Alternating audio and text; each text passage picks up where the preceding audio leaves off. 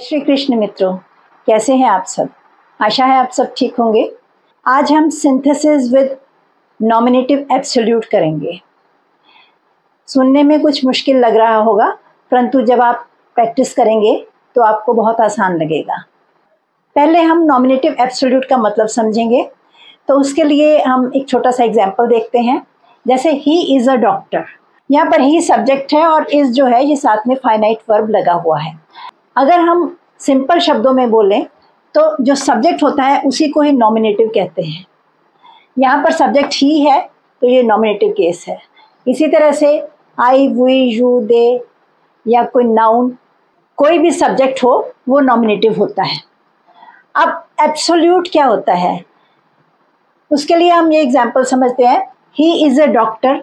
अब ही जो सब्जेक्ट है ये इज़ के साथ जुड़ा हुआ है।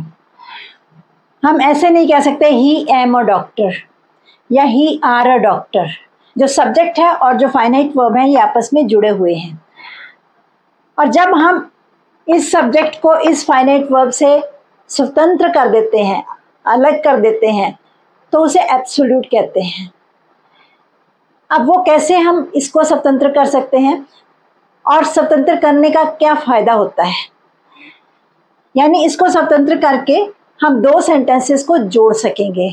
अब आगे हम ये बात करते हैं कि कैसे हम ही को फाइनाइट वर्ब से अलग कर सकते हैं। उसके लिए हमें वर्ब को पार्टिसिपल में बदलना है, यानी जो इज़ है इसको हमने पार्टिसिपल में बदलना है। तो पार्टिसिपल जैसे हम पहले ही बात कर चुके हैं, पार्टिसिपल्स तीन तरह के होते हैं, और यहाँ पर हम प्रेजेंट पार्टिसिपल में बदल सकते हैं, बीइंग लगा सकते हैं। जहाँ इज, एम, आर, वॉज, वर लगा हो तो वहाँ पर हम बीइंग का प्रयोग कर सकते हैं।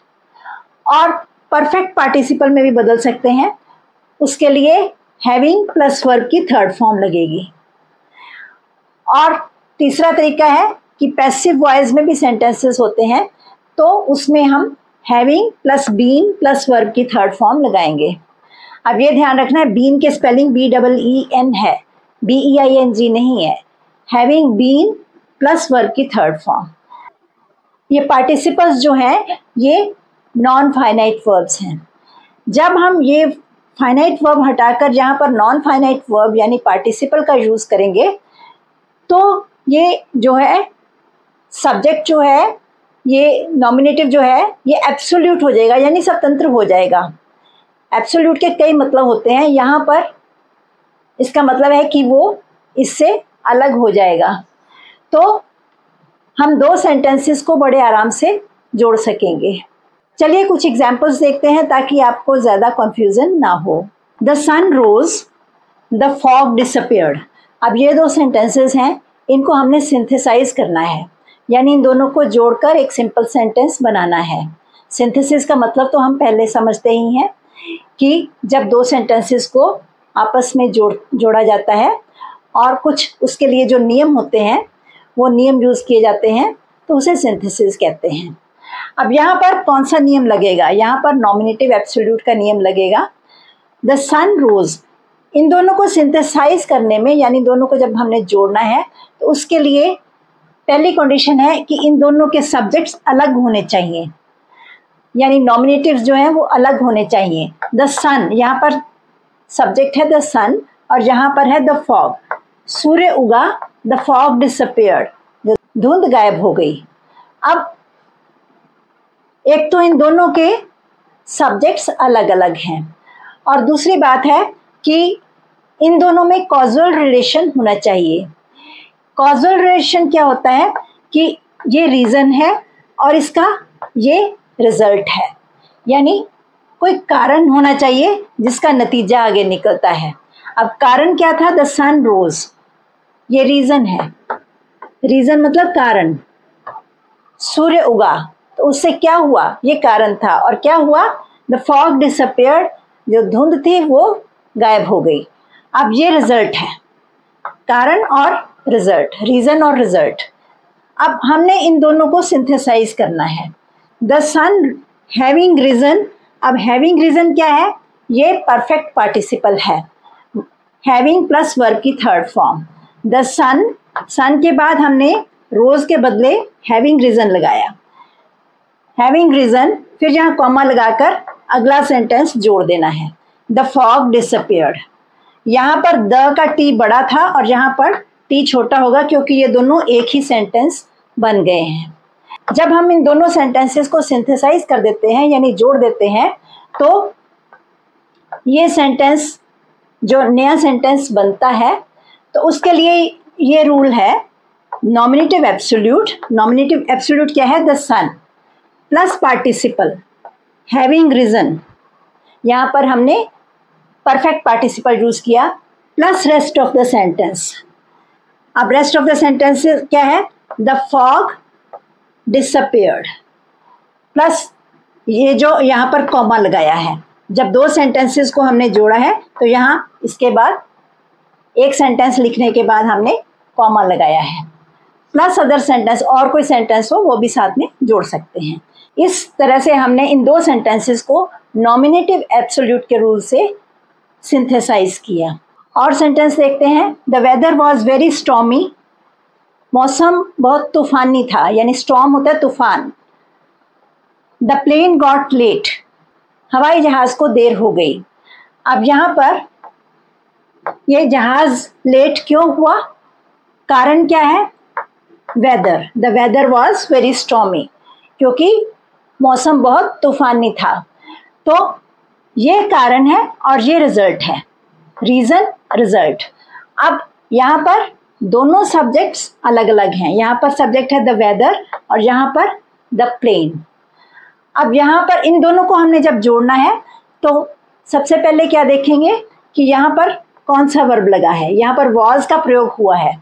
जब is am are was were का प्रयोग किया जाए तो वहाँ पर हम उन सेंटेंसेस को हम बीइंग के साथ जोड़ते हैं। ये हम पहले भी कर चुके हैं। तो अब इसको जब हम सिंथेसाइज करेंगे तो क्या सेंटेंस बनेगा? The weather being very stormy the plane got late.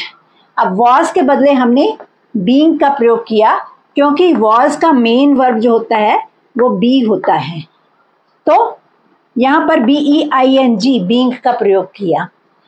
The weather मौसम बहुत तूफानी था, प्लेन लेट हो गया। इस तरह से हम इन दोनों को एक सेंटेंस में सिंथेसाइज कर सकते हैं। अब और सेंटेंस देखते हैं। The teacher entered the class. अध्यापक कक्षा में आए। The students stood up. विद्यार्थी खड़े हो गए। अब यहाँ पर भी सब्जेक्ट्स जो हैं दोनों अलग अलग हैं, यानी नॉमिनेटिव जो हैं वो अलग अलग हैं। अब ये जो सेंटेंस है ये कारण है, ये रीज़न है और ये रिजल्ट है। ये रिजल्ट है, यानी स्टूडेंट्स क्यों खड़े हुए? क्योंकि टीचर क्लास में आए, तो इस कारण स्टूडेंट्स खड़े हो गए। अब इन दोनों को हमने नॉमिनेटिव एब्सोल्यूट के साथ सिंथेसाइज करना है। तो यहाँ पर एक बात देखनी है, यहाँ कोई वॉज वर का प्रयोग नहीं हुआ है, तो परफेक्ट पार्टिसिपल के साथ हम इसको सिंथेसाइज करेंगे। परफेक्ट पार्टिसिपल का मतलब क्या है? हैविंग प्लस वर्ब की थर्ड फॉर्म। द टीचर, ये पहले सब्जेक्ट लिखेंगे। हैविंग एंटर्ड द क्लास, यहाँ पर एंटर्ड के बदले हम क्या लिखेंगे? हैविंग एंटर्ड द क्लास, फिर यहाँ कॉमा लगाएंगे। The students stood up. अध्यापक के कक्षा में आते ही विद्यार्थी खड़े हो गए। अब इन दोनों को सिंथेसाइज करके ये सेंटेंस बना है। और सेंटेंस देखते हैं। The army arrived. The relief work took speed. अब यहाँ पर भी सब्जेक्ट्स अलग अलग हैं। फौज आई, आर्मी आई और राहत कार्य तेजी से होने लगा। अब इसको हमने सिंथेसाइज करना है नॉमिनेटिव एब्सोल्यूट के साथ। तो यहाँ पर कोई वॉज वर नहीं है, तो कैसे इसको सिंथेसाइज करेंगे? हैविंग प्लस वर्ब की थर्ड फॉर्म लगाकर। The army having arrived, having plus arrive की थर्ड फॉर्म अराइव्ड, फिर यहाँ पर कॉमा लगाएंगे। The relief work took speed, the का टी छोटा होगा। फौज के आते ही राहत कार्य तेजी से होने लगा।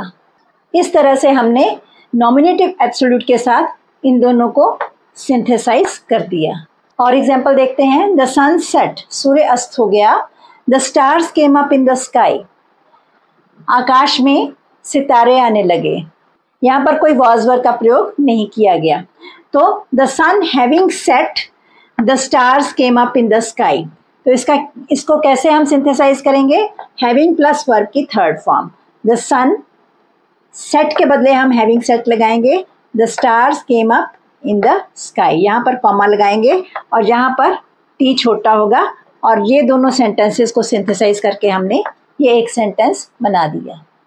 अब और सेंटेंस देखते हैं। द वर्क वॉज डन, काम खत्म हो चुका था। वी वेंट बैक होम, हम घर वापस चले गए।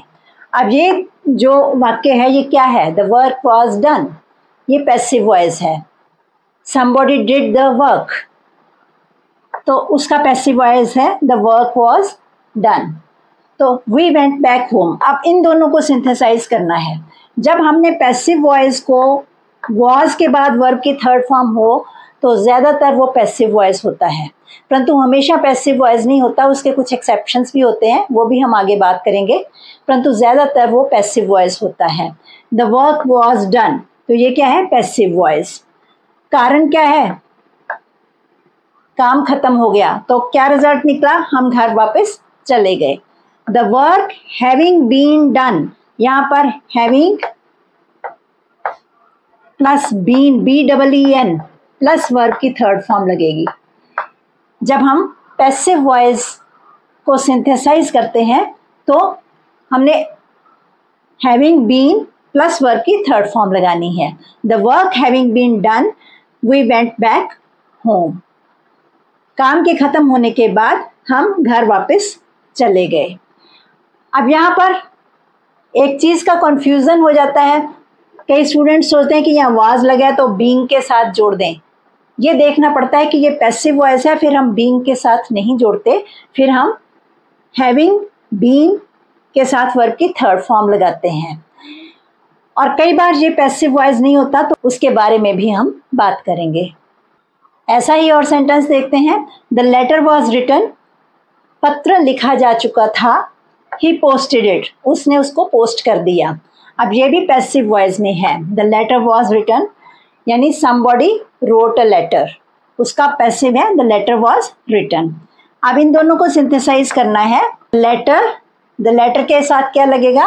हैविंग बीन रिटन, क्योंकि ये पैसिव वॉइस के साथ हम सिंथेसाइज कर रहे हैं, तो हैविंग बीन के साथ वर्ब की थर्ड फॉर्म लगेगी। The letter having been written, यहाँ कॉमा लगेगा, ही का एच छोटा होगा, ही पोस्टेड इट। खत को लिखे जाने के बाद उसने उसे पोस्ट कर दिया। और सेंटेंस देखते हैं। The fog was dense, no one could see the way through the streets, धुंध गहरी थी। The fog was dense, no one could see the way through the streets, गलियों से कोई भी रास्ते को नहीं देख सकता था। अब यहाँ पर इन दोनों को सिंथेसाइज करना है। ये दोनों सब्जेक्ट्स अलग अलग हैं। यहाँ पर ये कारण है और ये रिजल्ट है, ये रीज़न है, ये रिजल्ट है। क्यों नहीं देख सकते थे स्ट्रीट्स में, गलियों में रास्ते क्यों नहीं दिखाई दे रहे थे? क्योंकि धुंध गहरी थी। तो अब हमने इन दोनों को सिंथेसाइज करना है। तो पहले देखेंगे यहाँ पर वॉज लगा हुआ है, तो कैसे इन दोनों को सिंथेसाइज करेंगे? The fog being dense, no one could see the way through the streets, धुंध गहरी थी, कोई भी गलियों से रास्ते को नहीं देख सकता था। अब यहाँ पर डेंस के बाद हमने कॉमा लगाया, एन जो है ये स्मॉल लेटर्स में लिखा, तो इन दोनों को हमने सिंथेसाइज कर दिया। आगे सेंटेंस देखते हैं। इट वॉज कोल्ड, बड़ी ठंड थी। नो वन वेंट आउट, कोई भी बाहर नहीं गया।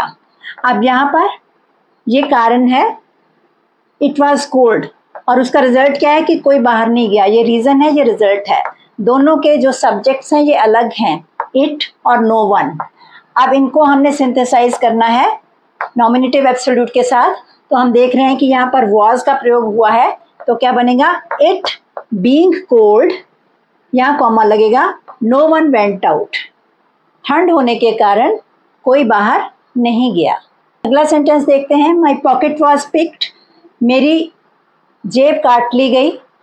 टू पिक द पॉकेट का मतलब होता है जेब काटना, तो ये पैसिव वॉइस है। माई पॉकेट वॉज पिक्ड, यानी समवन पिक्ड माई पॉकेट, किसी ने मेरी जेब काट ली। माई पॉकेट वॉज पिक्ड, ये पैसिव वॉइस है। अब ये रीज़न है, ये कारण है। I had no money for my bus fare, मेरे पास बस के किराए के लिए पैसे नहीं थे।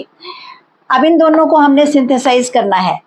माई पॉकेट, अब ये सब्जेक्ट लगा दिया, ये पैसिव वॉइस है, तो कैसे सिंथेसाइज करेंगे? Having plus been plus verb की third form. My pocket having been picked, I had no money for my bus fare. यहाँ पर हमने कॉमा लगाया।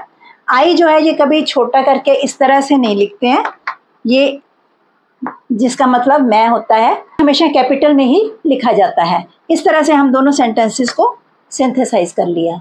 अगला सेंटेंस देखते हैं। The leader was slain, leader की, नेता की हत्या कर दी गई, ये पैसिव वॉइस है। द फॉलोअर्स रैन अवे, जो अनुयायी थे वो भाग गए। अब इन दोनों को हमने सिंथेसाइज करना है। अब जब पैसिव वॉइस हो, जैसा कि हम पहले भी कर रहे हैं, having plus been plus verb की थर्ड फॉर्म लगेगी। The leader having been slain, leader की हत्या हो चुकने के बाद द फॉलोअर्स रैन अवे, जो अनुयायी थे वो भाग गए। अब यहाँ पर जब हमने इन दोनों को सिंथेसाइज किया तो यहाँ कॉमा लगाया और द का टी छोटा लिखा। इस तरह से हमने इन दोनों को सिंथेसाइज किया। आगे सेंटेंस देखते हैं। द वर्क वॉज डन, काम खत्म हो चुका था। ऑल वर सेटिस्फाइड, सभी सेटिस्फाइड थे यानी संतुष्ट थे। अब द वर्क वॉज डन, ये क्या है? Passive voice. इसका एक्टिव क्या होगा? समवन डिड द वर्क, क्या? तो उसका पैसिव बन गया द वर्क वॉज डन। अब इन दोनों को हमने सिंथेसाइज करना है, तो पैसिव वॉइस का सिंथेसिस कैसे बनेगा? The work having been done, having been plus verb की थर्ड फॉर्म, यहाँ कॉमा लगाना है, फिर आगे सेंटेंस वैसे ही लिख देना है। ऑल वर सेटिस्फाइड, काम के खत्म होने के बाद सभी संतुष्ट थे। अगला सेंटेंस कुछ अलग है, चलिए देखते हैं। The bank was closed, bank बंद हो चुका था। आई could not withdraw my money, मैं अपना पैसा नहीं निकाल सका। तो यहाँ पर ये क्या है? The bank was closed, was के बाद वर्ब की थर्ड फॉर्म है। क्या ये पैसिव वॉइस है? इसको कुछ पैसिव वॉइस भी समझ सकते हैं, परंतु ये बैंक की स्टेट बताता है, बैंक की स्थिति बताता है कि बैंक बंद था, तो ये पैसिव वॉइस नहीं है। इसको हम बैंक की, इस सेंटेंस में हम बैंक की स्थिति बता रहे हैं। तो क्योंकि बैंक बंद था, ये रीज़न है और ये रिजल्ट है। क्योंकि बैंक बंद था, मैं पैसे नहीं निकाल सका। तो अब इसको हम कैसे सिंथेसाइज करेंगे? यहाँ पर वॉज लगा है, तो is am are was were जहाँ होता है वहाँ बी का, वहाँ जो मेन वर्ब बी है उसके साथ ING लगाया जाता है। वैसे ही इसको सिंथेसाइज करेंगे। The bank being closed, having been नहीं लगेगा। The bank being closed, BEING, being closed, I could not withdraw my money, यहाँ पर कॉमा लगेगा और जहाँ पर आई कैपिटल ही होगा। आई could not withdraw my money, bank के बंद होने के कारण मैं अपना पैसा नहीं निकाल सका। तो यहाँ पर यह ध्यान देना है कि बेशक यहाँ पर वॉज के साथ वर्ब की थर्ड फॉर्म है, जैसा कि मैंने पहले भी बताया था कि हमेशा पैसिव वॉइस नहीं होता। कई बार ऐसी सिचुएशन दिखाई जाती है तो वहाँ पर हम बीइंग लगाकर दो वाक्यों को सिंथेसाइज करते हैं। अगला सेंटेंस करते हैं, यह भी पहले सेंटेंस की तरह है। द स्टूडेंट्स वर सेटिस्फाइड, अब वर्ब के साथ वर्ब की थर्ड फॉर्म लगी है। क्या ये पैसिव वॉइस है? द स्टूडेंट्स वर सेटिस्फाइड, ये पैसिव वॉइस नहीं है, ये स्टूडेंट्स की स्थिति बता रहा है कि स्टूडेंट्स संतुष्ट हो गए। The teacher was very happy, अध्यापक बहुत खुश हुआ। संतुष्ट हो गए मतलब उन्हें अपने सभी प्रश्नों के जवाब मिल गए और वो सेटिस्फाइड हो गए। यहाँ पर वही फॉर्मूला लगेगा, is am are was verb के साथ जो बी मुख्य वर्ब होता है, मेन वर्ब होता है, उसके साथ ING लगाएंगे। The students being satisfied, the teacher was very happy, यहाँ कॉमा लगाना है और द का टी छोटा होगा। इस तरह से दोनों सेंटेंसेस को हमने सिंथेसाइज किया। कुछ और सेंटेंसेस देखते हैं। द सन रोज, सूर्य उगा, वी लेफ्ट द होम, हमने घर छोड़ दिया, यानी हम घर छोड़कर निकल पड़े। जो परफेक्ट पार्टिसिपल के साथ हमने इसको जोड़ा, the sun having risen, we left the home, यहाँ कॉमा लगाया और वी का डब्ल्यू छोटा होगा। इसी तरह से the match was over, match खत्म हो गया, all rush to the gate, सभी गेट की तरफ भागे। The match being over, all rush to the gate, यहाँ पर ये सब्जेक्ट है और यहाँ पर ऑल ये सब्जेक्ट है। इन दोनों को सिंथेसाइज करना है तो कैसे सिंथेसाइज करेंगे?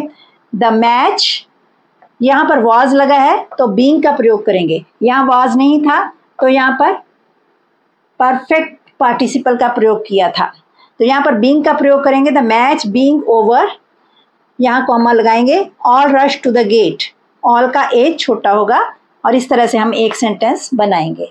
और सेंटेंस देखते हैं। द स्टॉर्म सीज्ड, तूफान बंद हो गया। सीज्ड, CEASED, सीज्ड, तूफान बंद हो गया। द सन केम आउट, सूर्य निकल आया।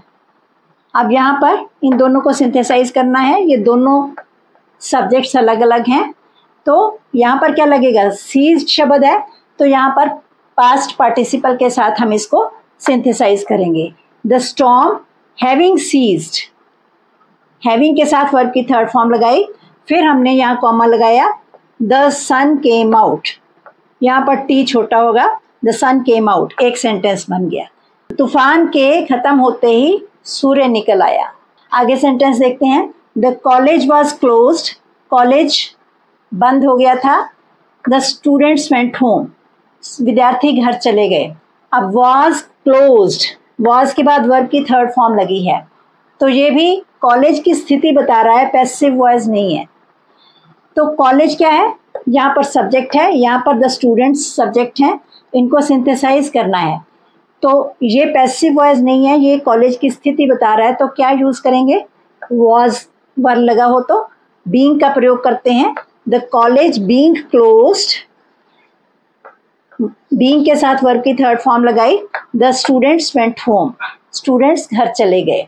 कॉलेज के बंद होते ही विद्यार्थी घर चले गए।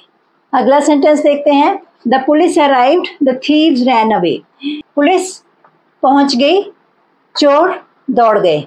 यहाँ पर दोनों सब्जेक्ट्स अलग हैं, दोनों वर्ब्स भी अलग हैं, तो इनको हमने सिंथेसाइज करना है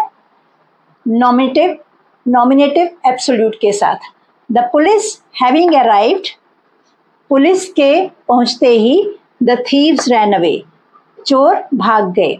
अब यहाँ पर हैविंग प्लस वर्ब की थर्ड फॉर्म का हमने प्रयोग किया और यहाँ पर कॉमा लगाया और ये जो है टी जो है यहाँ पर छोटा होगा। इस तरह से इन दो सेंटेंसेस को हमने एक सेंटेंस में सिंथेसाइज किया। अगला सेंटेंस देखते हैं। The class was over, class का समय खत्म हो गया। The students left the class, विद्यार्थियों ने क्लास छोड़ दी।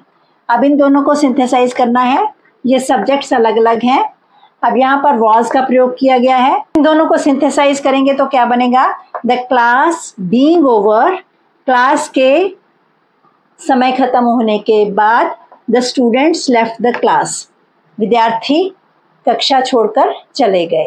यहाँ पर वॉज लगा था इसलिए हमने यहाँ बीइंग का प्रयोग किया। दोनों सेंटेंसेस के बीच में यहाँ कॉमा लगाया और जो टी है ये स्मॉल अल्फाबेट में लिखेंगे।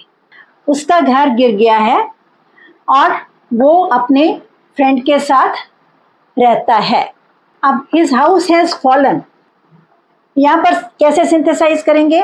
His house having fallen, he lives with his friend. यहाँ पर हमने परफेक्ट पार्टिसिपल का प्रयोग किया, हैविंग के साथ वर्ब की थर्ड फॉर्म लगाई और फिर हमने यहाँ कॉमा लगाया और एच जो है, जो जब हमने इसको इससे जोड़ा तो यहाँ पर एच स्मॉल अल्फ़ाबेट में यूज़ किया।